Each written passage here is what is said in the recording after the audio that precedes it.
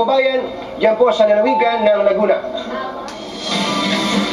Paano niyo po masusolusyonan yung tumataas na crime rate dito sa Laguna gaya ng salvage, gang rape, saka masasamang bisyo?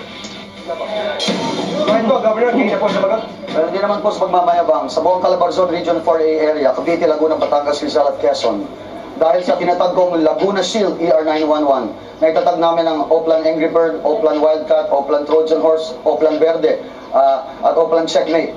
At bumababa po ang crime index o ang crime rate. Ako po ang nagresolba ng malalaking krimen sa lalawigan ng Laguna. Ang pagpatay sa ama ng sikat na singer, na si Cherise Pempenko, wala pang isang linggo, na-resolve ako po yan. Ang papatay sa dalawang UP Los Baños student, na-resolve ako po yan. Si Gilden Grace Sibanico at si Ray Peñarada ng UP Los Baños, na-resolve ako yan, wala pang 1 week. Nagbigay ako agad ng cash reward sa mga witnesses para maturo mga suspects. Thank you po, Congressman.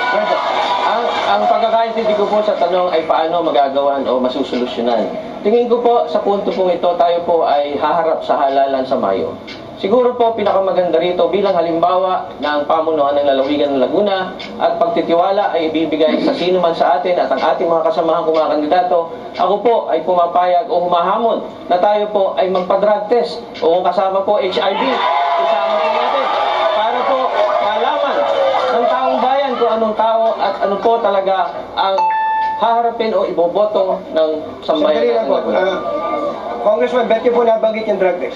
Kasi po nabanggit po sa question na yung mga drug-related crimes. Ano po, na ito po ay, kung tayo po lahat ay magpapadrug test, lalo po ang mga opisyalis natin, ay makikita na talaga pong dapat isulong na magkaroon ng voluntary drug test para po maiayos. 50 seconds na po kayo dito. Go ahead po.